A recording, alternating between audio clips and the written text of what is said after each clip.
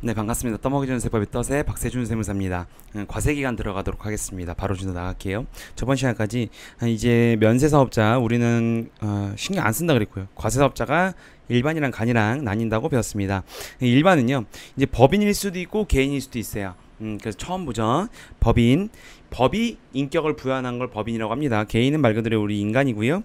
간이사업자는 법인이 안 된다고 했습니다. 저번 시간에 봤죠. 법인이 안 되기 때문에 개인만 됩니다. 자, 그래서 먼저 일반 사업자인데 법인 볼게요. 법인. 자, 원래는요 무조건 부가세는요 1 과세기간, 2 과세기간 해서요 6개월로 쪼갭니다. 반기죠. 그래서 상반기 1월부터 6월, 하반기 7월부터 12월을 자 이렇게 두 번 신고하는 게 원칙이에요. 이렇게. 근데요 법인은요 예정 신고란 걸 뒀어요. 6개월에 한 번 하기엔 6개월이 사실은 짧은 시간이면서도 짧지 않은 시간이죠. 그래서 법인은 예정신고라는 걸 뒀습니다. 그리고 확정신고를 또 해요. 그래서 사실 3개월에 한 번씩 한다고 생각하시면 돼요. 자, 그래서 1월부터 3월 거를 무조건 부가세는 그 다음 달 끝나는 달에 그 다음 달 25일까지입니다. 그래서 예정 1월부터 3월은 4월 25일까지 신고고요. 그리고 4월 2분기죠. 2분기는 4월 1일부터 6월 30일까지를 그 다음 달 7월 25일까지 신고고, 그리고 7월부터 9월은 요거는 10월 25일까지 신고고요. 그 다음에 10월부터 12월은 그 다음 연도 1월 25일까지 신고해요. 됐죠? 그래서 이렇게 4번 신고하는 것이 원칙입니다. 근데 만약에요 세금 계산서를 이때 만약에 안 했어요. 안 하고 이때 만약 확정신고 때 요때 발행을 했다. 그러면요 봐봐요. 다시 말씀드릴게요. 요때 발행을 해야 되는데 우리가 놓칠 수 있죠. 놓쳐서 확정신고 때 했어요. 그럼 봐봐요. 요 예정이잖아요. 원래는 무조건 제가 6개월에 한 번이라고 했죠. 6개월에 한 번이어서 미리 일단 신고를 하는 겁니다. 근데 만약에 지금 제가 그린 것처럼 요때 만약에 발행을 했어야 되는데 안 했어요. 그리고 확정 때 했습니다. 그러면 요 확정 때 신고할 수 있어요. 그래서 확정 때 제대로 해라 라는 건데요. 만약에 예정 때 해야 되는 거를 확정 때도 안 했으면요 요건 그 다음에 신고할 수는 없습니다. 이건 무조건 신고를 다시 해야 돼. 무조건 요때는 수정 신고를 해야 됩니다. 그래서 예정이란 말이 요 확정 때 하는 것을 좀 미리 해라 라는 개념으로 생각하시면 돼요. 됐죠? 자, 됐고요. 개인은요 똑같이 부가세는 1월부터 6월, 7월부터 12월인데 예정이 없어요. 6개월에 한 번입니다. 왜냐면 개인은요 말 그대로 그냥 일반 사업자, 일반 개인이에요. 일반 사람이에요. 이 때문에 뭐 법인처럼, 법인은 큰 회사잖아요 보통. 그래서 뭐 격리과장이 있고 격리팀이 있고 회계팀이 있는 거지만 일반 사업자 그냥 말 그대로 저 같은 사람, 저 혼자입니다. 여러분 같은 혼자예요. 그렇기 때문에 뭐 회계도 세무도 혼자 해야겠죠. 그렇기 때문에 6개월에 한 번 신고하게 돼 있어요. 힘들잖아요. 그래서 1월부터 6월까지를 그 다음 달 7월 25일까지 신고고요. 그 다음 7월 1일부터 12월 31일을 그 다음 달 1월 25일까지 신고입니다. 됐죠? 근데 예정 고지, 지금 아까 앞에서 봤지만 법인은 예정 신고했어요. 지금은 예정 고지죠. 고지는요 그냥 세무서, 국세를 납부한 이 부가세, 국세라는 거 부가세 특징에서 저 같이 공부했죠. 그래서 이 국세를 담당하는 국가기관이 세무서입니다. 무슨 뭐 송파세무서, 용산세무서 들어봤죠? 수원세무서 막 이렇게 세무서에서 세무 공무원들이 알아서 계산을 해서 뿌립니다. 그게 고지라는 거예요. 고지서 여러분 들어봤잖아요. 고지. 신고하는 게 아니고 고지입니다. 그래서 어떻게 하냐면 예정 고지를 해요. 고지. 이게 뭐냐면 기납부세액, 미리 납부한 세액이라는 건데 처음 나온 개념이죠. 봐봐요. 6개월에 한 번 신고해야 된다 그랬죠. 근데 부가세가 여러분 우리가 한번 복습해 보십시다. 어떻게 한다 그랬어요? 부가세를 내가 내는 게 아니고 그 다음 사람 거를 떼가지고 내는 거죠. 그러면 내가 갖고 있는 거예요. 부가세는 막 뭐 내가 막 소득을 계산해서 내가 내는 게 아니고요. 미리 받았죠. 내가 지금 받아놨어. 근데 6개월치를 받아놨어. 그리고서 내려고 보니까 그걸 다 쓴 거야. 그래서 부가세 체납이 엄청 많아요. 부가세 체납. 이 부가세는 사실 이 사업자들 납세민자 받잖아요. 사업자들이 내 돈이 아니죠. 미리 받아놓은 거예요. 그러니까 부채지 사실은. 빚이지 빚. 근데 그걸 다 써버렸어. 그래서 내려고 보니까 나 못 내겠는데 돈 다 썼어. 이렇게 하는 부가세 체납이 많으니까 안 되겠다 해가지고 미리 납부해라. 미리 좀 납부해라라는 게 기납부세액이라는 거예요. 그래서 요렇게 확정신고 6개월에 해서 원래 신고 납부하는 게 원칙이지만 예정 고지라는 게 있어요. 그래서 결국엔 요때 1월부터 3월 그리고 7월부터 9월 요 기간에 신고하는 건 아니에요. 요 거래를 신고하는 건 아니고요. 그냥 요 금액을 계산을 해줘요. 공무원이. 요 계산도 지금 바로 뒤에서 말씀드릴게요. 그거를 요렇게 납부하는 겁니다. 그래서 그 금액이 뭐냐면요. 자, 개정됐어요. 이번에 2022년에 개정됐습니다. 이거 원래 30만 원이었는데 50만 원으로 개정됐어요. 올해 22년도에. 여러분 시험에 잘 나오겠죠? 자, 그래서 50만 원, 즉 예정 고지가 50만 원 이상이어야 돼. 근데 이 예정 고지 50만 원이라는 건 어떻게 계산되냐면요. 이게 직전 과세기간 납부세액이 50%예요. 그래서 이때 예를 들어서 요때 내야 되는 게 직전 과세기면 전이겠지. 전. 그죠? 전년도겠죠. 전년도. 전년도 2기입니다. 전년도 하반기겠지. 그죠? 하반기에 100만 원 이상을 납부한 사람이면 나누기 2 하면 50만 원이잖아요. 그 50만 원이 넘어. 그러면 야, 너 내 일단 고지하자. 그래서 세무서에서 이렇게 고지서를 날리는 겁니다. 고지서. 됐어요? 오케이. 됐죠? 그래서 원칙은 예정 고지에 뭐? 세무서 공무원이 그냥 직전 과세 기간의 2분의 1, 50% 금액을 계산해서 고지서를 날립니다. 됐어요? 이게 원칙인데요. 자, 여러분 말문제로 나옵니다. 예외가 있어요. 자, 개인사업자는 원칙은 신고하는 게 아니라고 했어요. 왜? 힘들잖아요. 6개월에 한 번씩 한 2번 만에 1년에 2번만. 근데 그래서 고지라는 게 원칙이지만 예외로 신고할 수 있습니다. 신고 발표하시고. 잘 나오죠, 말문제로. 보면요. 신고는 뭐냐면요. 예정신고가 두 가지 경우입니다. 사유가. 휴업을 했거나요. 폐업, 사업을 부진한 경우야. 자, 그래서 자, 해놓고 말씀드릴게요.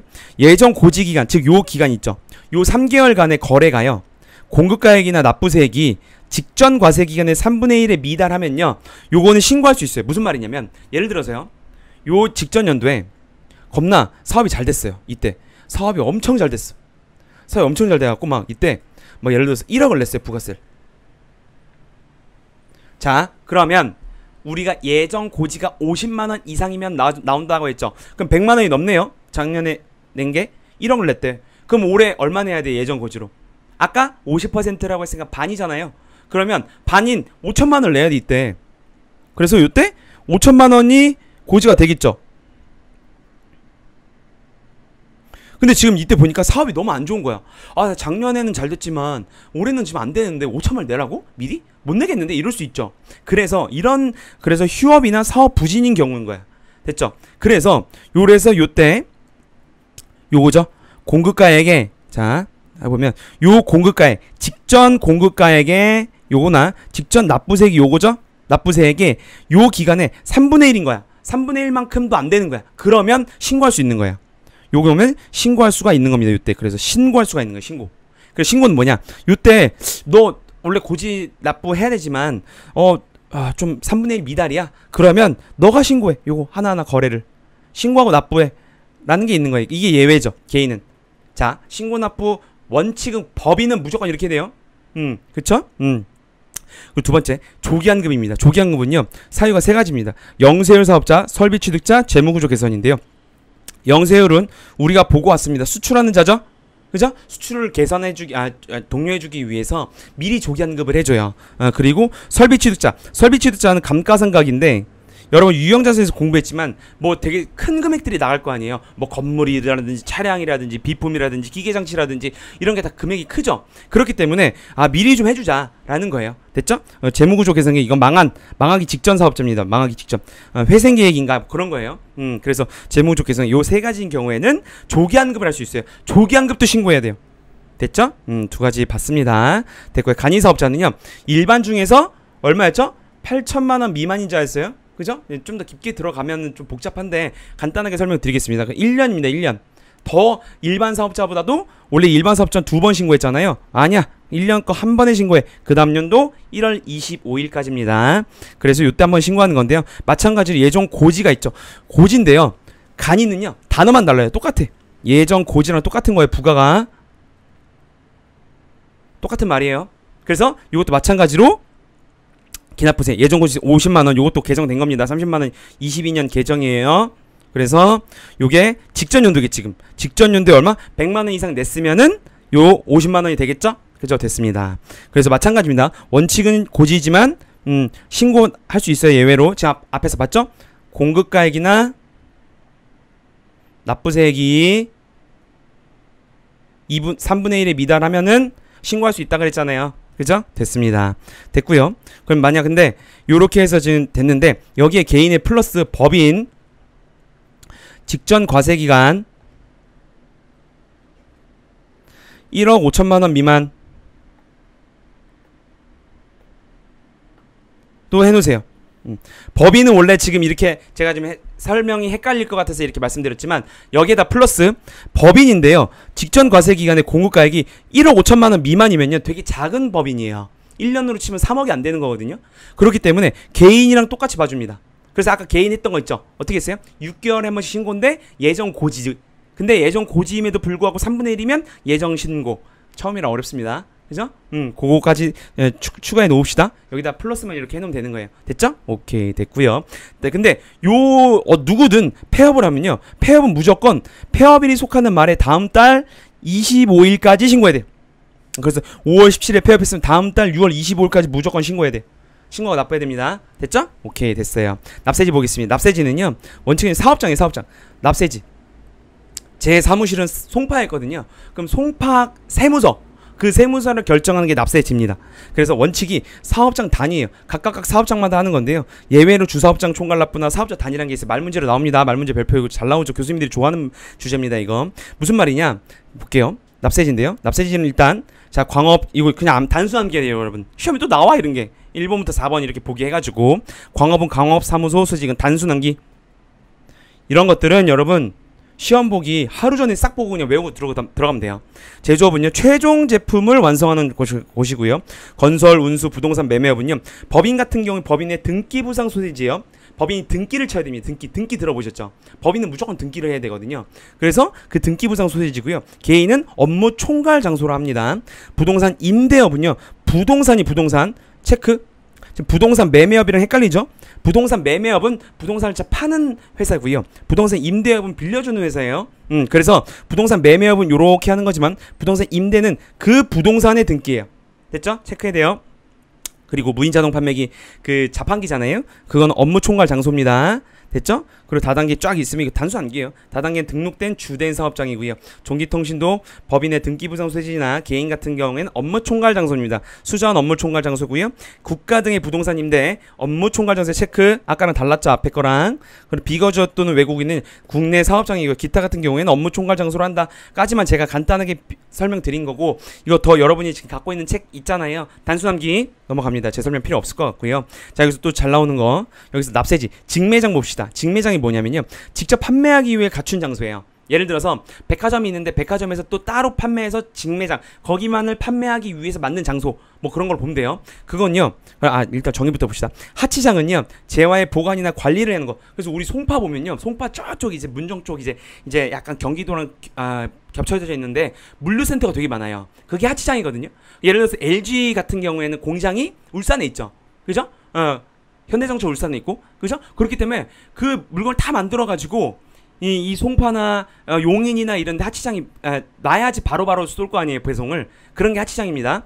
그리고 임시사업장은 말 그대로 박람회 등 결혼해 보신 분들은 알 텐데 결혼 안 하거나 뭐 여러분 요즘 박람회 되게 많아요. 뭐 카페 박람회라든지 아니면은 취업 박람회 이런 데 한번 가보셨을 거예요. 그 임시 부스로 막 이렇게 해가지고 큰 거 하나 빌려서 부스로 막 쫙 이렇게 있잖아요. 그게 임시사업장이에요. 됐어요? 가봅시다. 사업장을 뭐라고 보냐면요 요 직매장만 사업장이고요. 다른 건 사업장이 아니에요. 직매장은 반드시 사업장 독립된 사업장이 독립된 사업장이어서 사업장 그 사업자 등록증을 신고해야 됩니다. 됐어요? 근데 나머지 하치장이나 임시장은 사업장을 보지 않습니다. 자 됐고요. 자 이제 납세지가 그래서 뭔진 봤어요. 그럼 이 납세지가 원칙적으로는요 사업장 단위예요. 사업장 단위 각각 사업장인데 예외가 있다는 거예요. 자 이제 요것만 설명 오늘 끝나는데 봅시다. 사업장 단위 무슨 말이냐면 제가 예를 들어서 사업을 여러 개 해요. 하나도 하고 두 개도 세 개도 합니다. 그럼 한 사람인데 사업장이 세 개죠. 그럼 원칙 뭐라고요? 사업장 각각 사업장을 해야 돼. 하나 둘 셋 각각 사업장 다 신고 납부해야 돼요. 이게 원칙이 원칙. 됐어요? 각각 다 해야 됩니다. 철저한 세무관리를 위해서. 이걸 합산해서 해버리면 세무 공무원들이 이 파악을 잘 못해요. 하기 힘들어요. 세무대리인 저희 세무사 같은 경우에도 힘듭니다. 그래서 웬만하면은 이거를 추천을 드려요. 그래서 원칙은 각각 사업장마다 다 하는 거예요.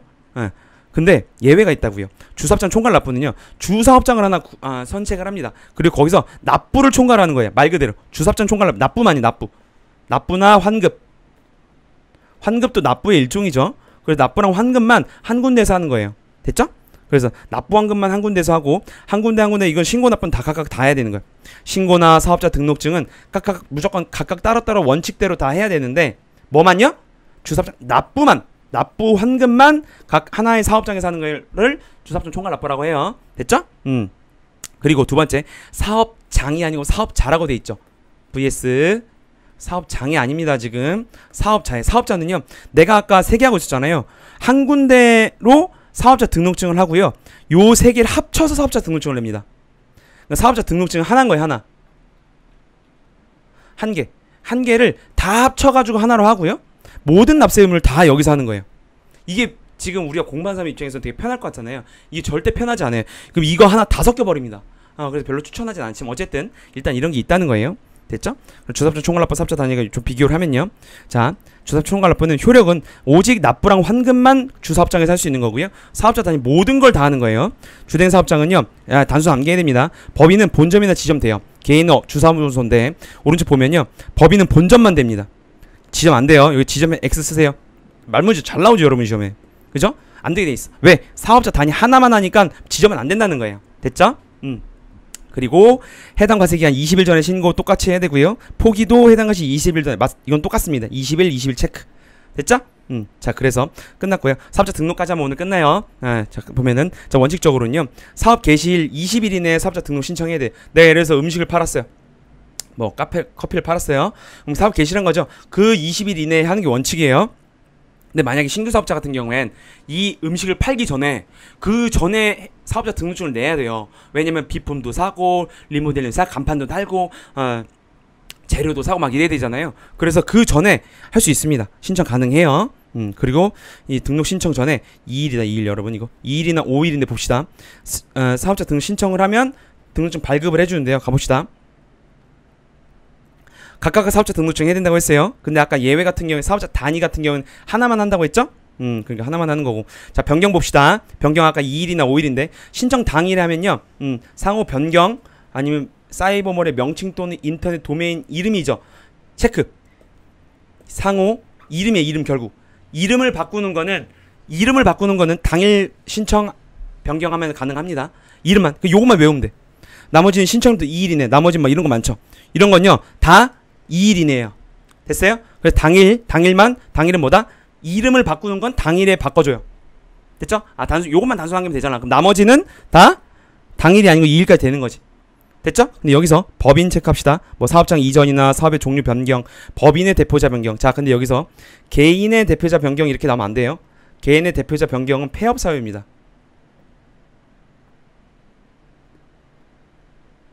그래서 변경이 아니죠? 폐업 사유예요. 요것만 체크해 놓읍시다. 됐고요. 상속으로 인한 거, 사업자 단위, 공동사업자 구성 변경, 요런 것들은 2일이다. 그래서 당일하고 2일만 체크합시다. 말문제 나오니까 단순함기잖아, 이런 건. 그죠? 네. 그래서 오늘 여기까지 했고요. 다음 시간에 뵙도록 하겠습니다. 떠먹이 준세법의 떠세 박세준 세무사였습니다. 감사합니다.